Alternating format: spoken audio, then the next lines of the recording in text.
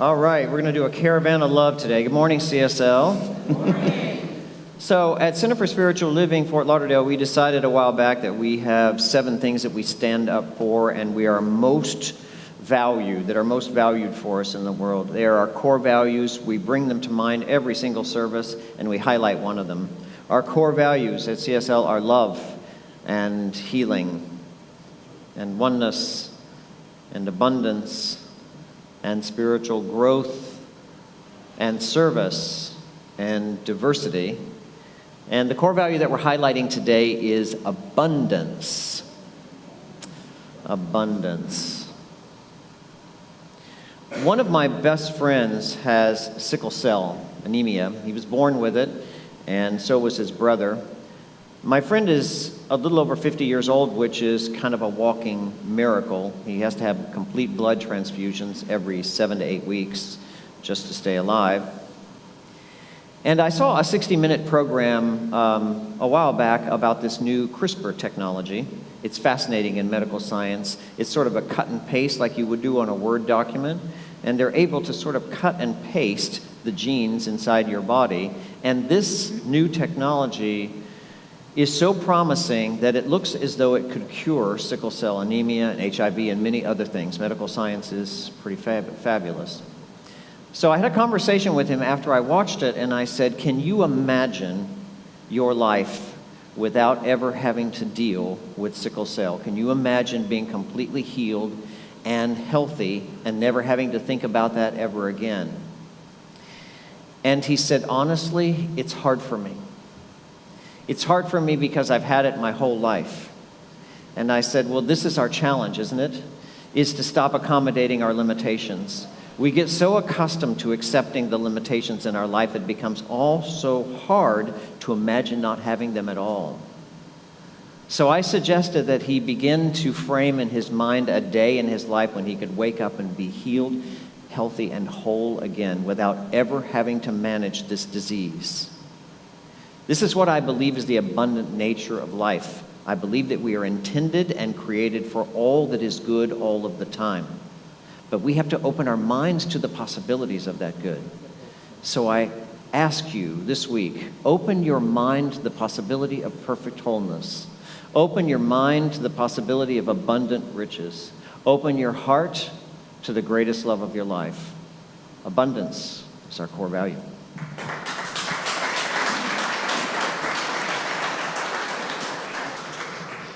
How old are you? That's what the guy behind the counter at the 7-Eleven asked me when I told him I wanted to buy a pack of Marlboro Reds. It was 1970. I was 13 years old. You do the math. You can figure it out. Back then, anyone could buy cigarettes, so I'm like wondering, why are you even asking me this? I started smoking when I was 13 because I wanted to look cool, and I thought it would look cool to do this. And plus, I wanted to look older. I quit smoking 20 years later because it didn't seem so cool and I looked old enough, thank you very much. How old are you? That's a question you don't ask a proper lady or a gay man, trust me. And you never, ever, ever answer the question, how old do you think I look? Because that's a trap. If someone asks you how old you think they look, here's my advice. Lie to them, always lie. Yes.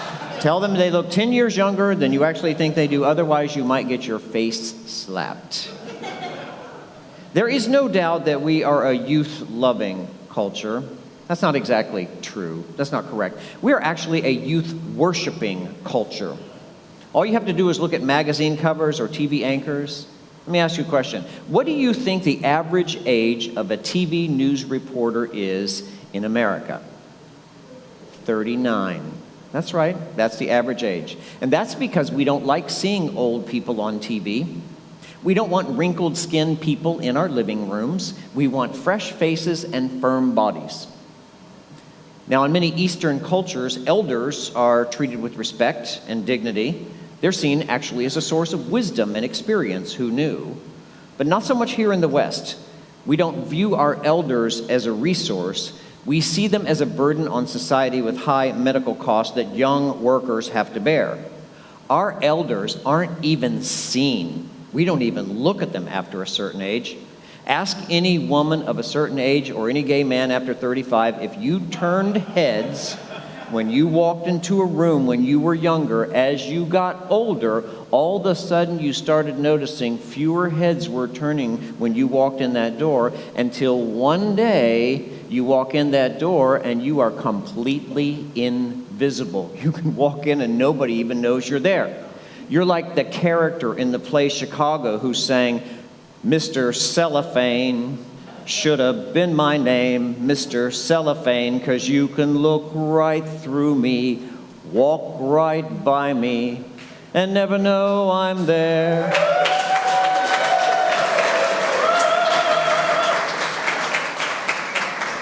Watch out, I'm replacing you. A few weeks ago after our service started, I was standing in the aisle and I noticed this very attractive woman walking to her seat.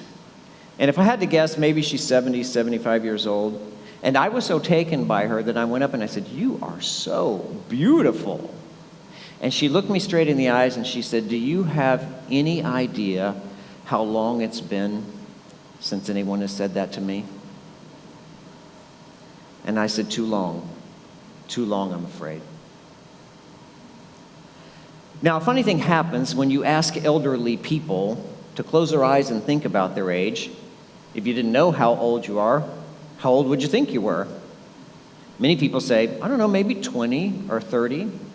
And that's because we're not really aging. We're not really getting any older.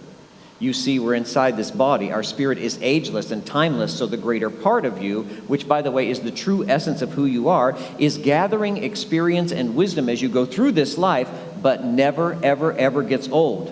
Your spirit is like energy. It can't be destroyed. It can't deteriorate. It can't get sick. And it can't die ever. Ever. And that's something that you're going to want to remember, because as your body ages, this old world of ours is very happy to convince you, that every single day you are alive and getting older, that your worth and value is being diminished and decreasing. And that you're not supposed to be well, because after a certain age, you're supposed to be ill, and that you're not really a candidate for love anymore. And all of that, my friends, is total BS. Total BS. You know what BS is? It's an acronym for belief system. Now, for some people, there's undertone of fear and despair as the body ages, and many of them are anxious to share their wisdom and despair. A few years back when I was in my 50s, one person said to me, "Oh my God, just wait till you're 60. At 60, everything falls apart. You never say, oh, it's horrible after then." Even my own mother said to me, she said, "Don't let them fool you, honey. These aren't the golden years. They're the rust years."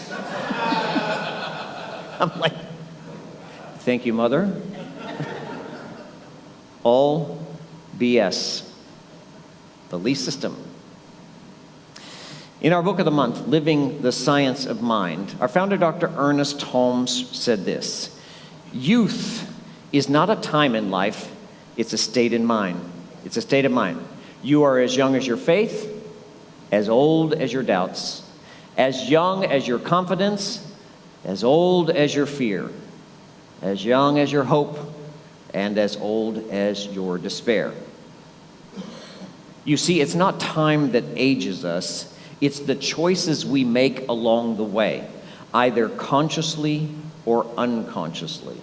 As I've said before, becoming old and bitter is so done, and it's what's trending if you want to fall into the trend, because you can see it every day. Old people who've lost their enthusiasm and joy for living, who've stopped looking forward in their lives to something new and exciting, but instead want to look back in melancholy at what's already happened. People who've lost their faith and fallen victim to fear. It is so done.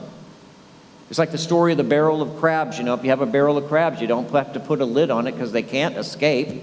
And that's because if one of them makes its way to the top, all the others pulled it down. And that's what happens to you every single day you're alive on this planet. If you don't take time to buoy your spirit, to lift yourself above the fears and doubts of the unconscious masses, which are called the great unwashed in India, you will quickly get pulled down into the fear-based existence that bitter old people live in every day. And my friend, it won't take long before your body starts to show signs of that thinking too, because the body is solely created by the mind. When I was a younger man in my 30s, I was asking the question, why am I here? What am I supposed to do here? And so I decided I would take this intentional living workshop. And one of the exercises was to consider what would be said about you at your own funeral. The question was, how do you want to have lived your life? And I thought, well, this is perfect. It definitely followed the 7 habits of highly effective people, which is begin with the end in mind, and that's what I was doing.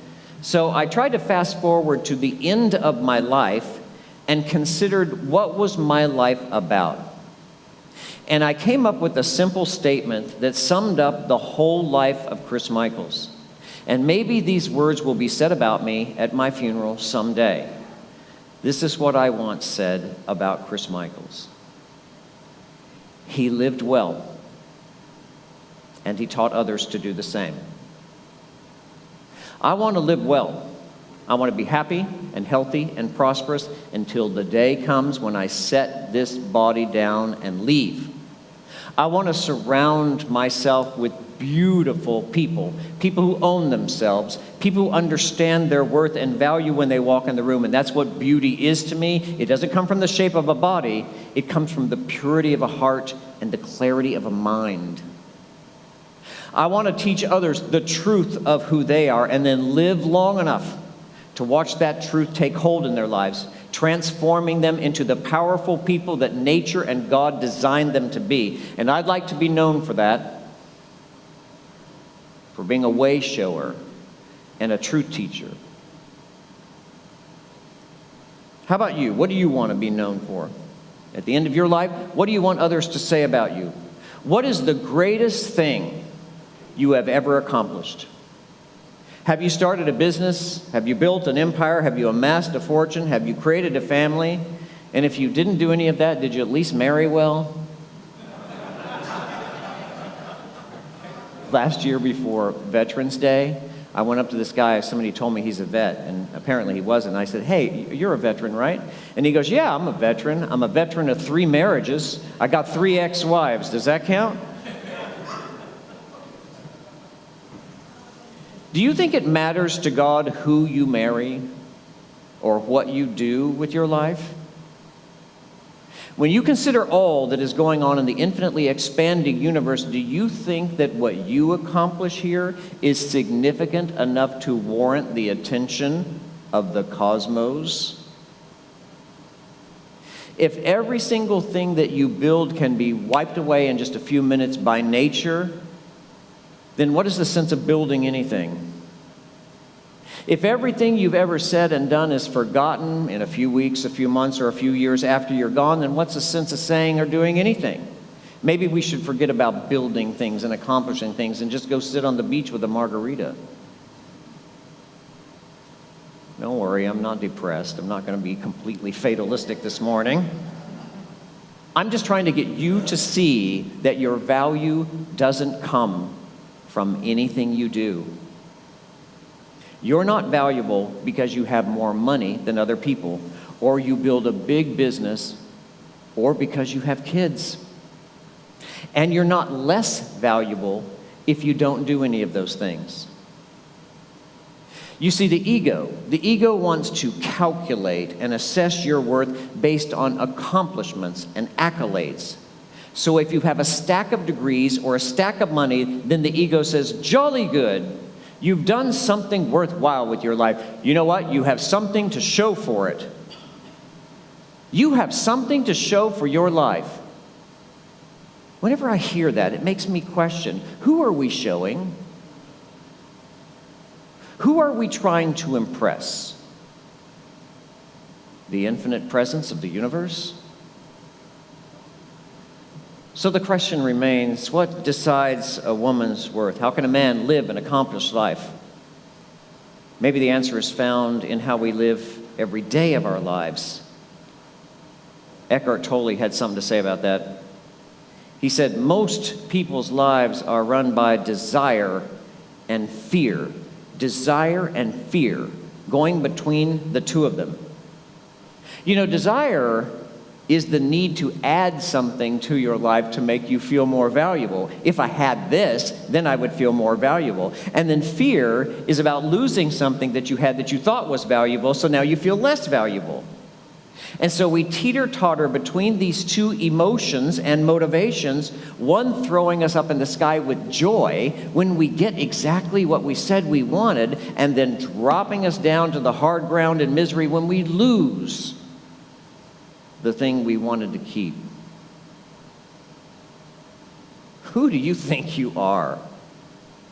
I cannot tell you how many times people have asked me that. Who do you think you are, Chris Michaels? And my answer is, I am consciousness creating experience. That's who I am. And when I use the word consciousness in this context, I mean with a capital C. The consciousness of the universe, the self-knowing nature of God, or conscious infinite mind. That's who I am. That's who you are.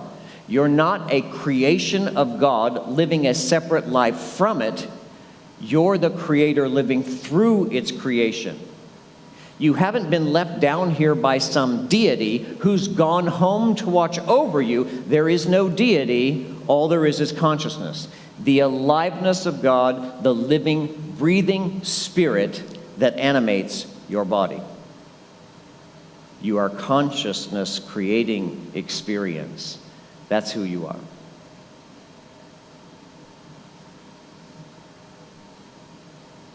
I want to close today with a poem.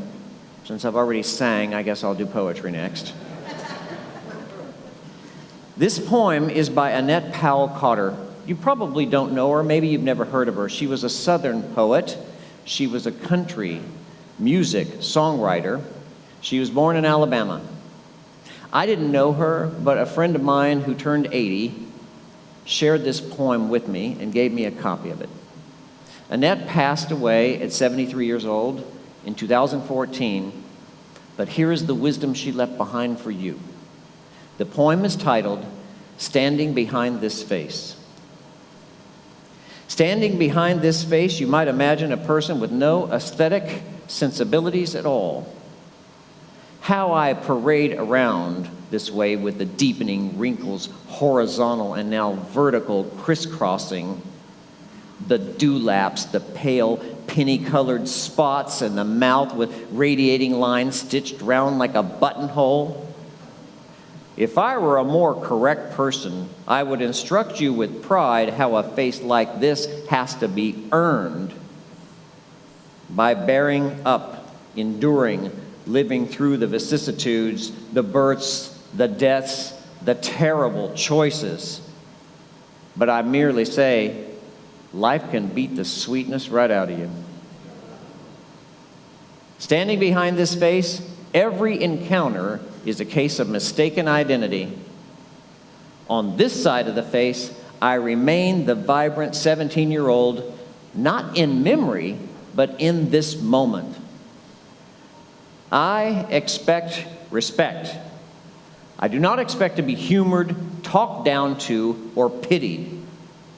You must see, I am still who I have always been. You must see how I feel standing behind this face.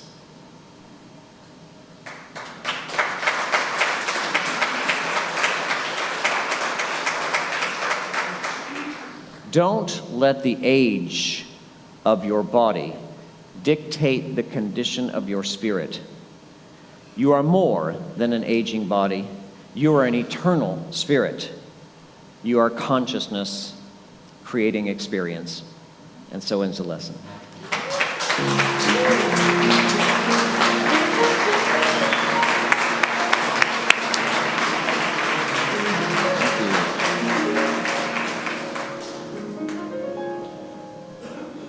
All the elders applauded for you on Facebook Live.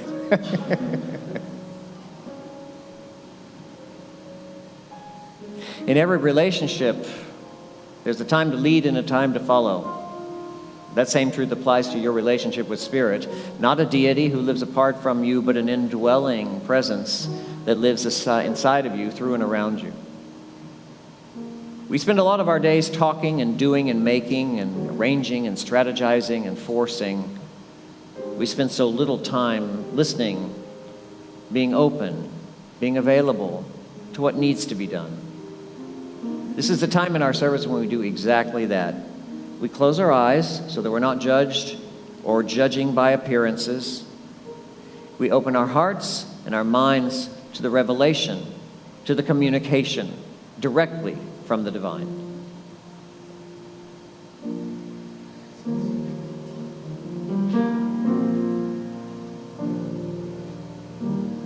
I breathe out, I breathe in, I am still, I go within. When I quiet my mind, in the stillness I find. Spirit meets me there. Spirit meets me there.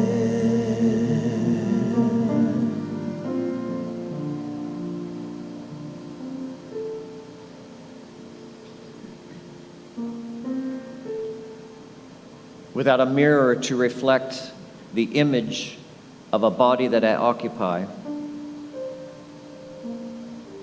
with my eyes closed and turning away from all physicality of life, I can't feel the perimeter of my being. I can't sense how old I am, because I'm not any age. My mind has memory of things that happened 10 years ago, 20 years ago, sometimes 40 years ago, like it happened yesterday. Because my spirit lives in the eternal now, where all things are happening simultaneously.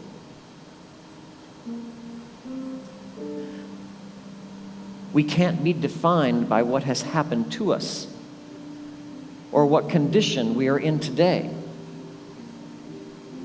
We return home to Spirit, to that indwelling presence that is alive and well right now, that is ageless and timeless and enthusiastic and full of love and excitement and joy for the next day.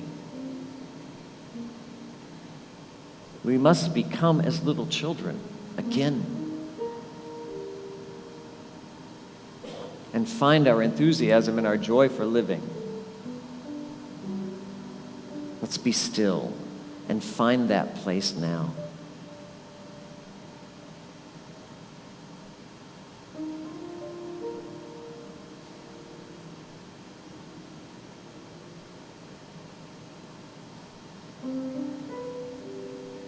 Every time the planet spins, the sun rises on one side and sets on the other. A new day has come, a new opportunity for Spirit to express something brand new. The planet doesn't know how old it is. My dog doesn't know how old he is. He just gets up every day and starts the day anew. Why don't you forget how old you are? And remember, your spirit is ageless and timeless. And so it is.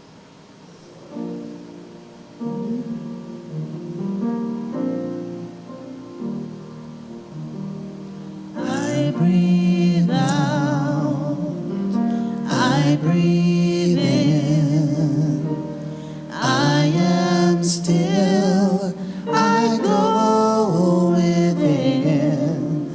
When I quiet my mind, in the stillness I find.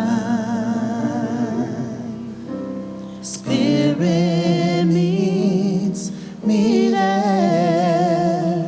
Spirit meets me there.